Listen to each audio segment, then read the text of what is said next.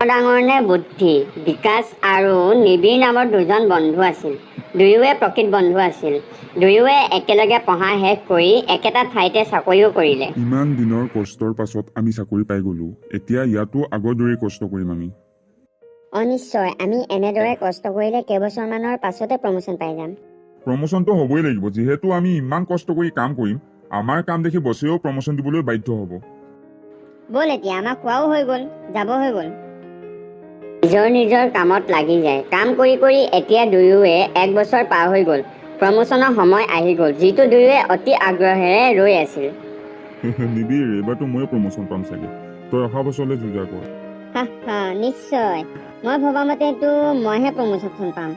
তই অহা বছৰ কাৰণে যোজা কৰ। বছ আহিছে। বছ আহি পায়হি। প্ৰমোচনত বছে নিবিড় নাম লৈ তাৰ পৰা গুচি যায়। প্ৰমোচনত বিকাশে নিজৰ নাম নুশুনি বিকাশ চখ হৈ যায় আৰু বিকাশ বহুত খঙত থকা দেখাই যায়। তেতিয়া নিবিড়ে তাক কয়, একো নহয় বন্ধু, এনেকুৱা হয়েই। তইও বহুত কষ্ট কৰিছ। হয়তো বছে তোৰ কিবা কামত পচন্দ নহ'ল চাগে, কিন্তু তই চাবি অহাবাৰ তই নিশ্চয় প্ৰমোচন পাবি। একো নোকোৱাকৈ বিকাশ তাৰ পৰা গুচি যায় আৰু নিজৰ টেবুলত বহি ভাবিবলৈ লয়। ময়োতো গোটেই বছৰ বহুত কষ্ট কৰিছিলোঁ, কিন্তু অকল নিবিড়হে প্ৰমোচন পালে, মই কিয় নাপালোঁ? এইটো কেনেকৈ হ'ব পাৰে? মই আজিয়ে চাকৰি এৰি দিম। বিকাশ খঙত বছৰ ওচৰলৈ গৈ চাকৰি এৰি দিয়াৰ কথা কয়। ছাৰ, মই এই চাকৰি আৰু নকৰোঁ। মই আজিয়ে চাকৰি এৰিব বিচাৰোঁ। কিন্তু কিয়? অচানক তোমাৰ কি হৈ গ'ল? ছাৰ, মই 1 বছৰৰ পৰা বহুত কষ্ট কৰিছোঁ। মই আৰু নিবিড় একেলগে ইয়াত কাম কৰিব আহিছিলোঁ, কিন্তু প্ৰমোচন অকল সি পালে। এই ভুল হৈছে ছাৰ। ছাৰ, আপুনি তাকহে প্ৰমোচন দিয়ে যি আপোনাক ঘুচ দিয়ে। খঙতে বিকাশে বছক বহু কিবা কিবি কৈ পায়, যিবোৰ কথা বিকাশে ক'ব নালাগিছিল। তাৰ সকলো কথাবোৰ বছে ধ্যান দি শুনি থাকে আৰু পাছত কয়,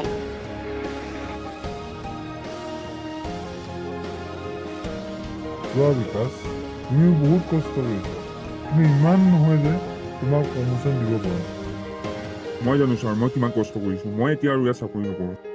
ঠিক আছে বাৰু, মই তোমাক প্ৰমোচন দি দিম আৰু নিবিড়তকৈ দৰমহা বেছি দিম, কিন্তু তাৰ কাৰণে তুমি এটা কাম কৰিব লাগিব। ঠিক আছে, মই কৰিম।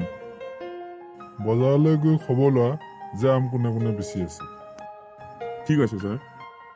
অলপ সময় পাছত বিকাশ বজাৰলৈ যায় আৰু অফিচলৈ আহে আৰু বছক কয়, ছাৰ, বজাৰত এজনেহে আম বিক্ৰী কৰি আছে। হয় নেকি?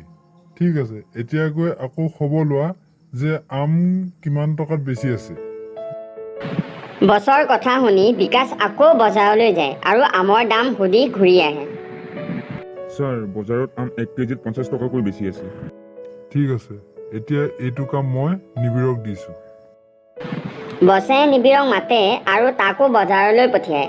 ছাৰৰ কথা শুনি নিবিড় বজাৰলৈ যায় আৰু আমৰ দাম জানি আহে।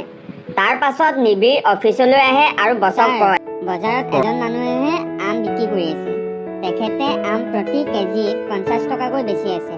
যদি আমি সকলো আম লৈ লওঁ, তেতিয়া আমাক প্ৰতি কেজিত 40 টকাকৈ দিব। আৰু সেই আম যদি আমি 40 টকাকৈ আনি বেচোঁ, তেতিয়া আমাৰ বহুত লাভ হ'ব।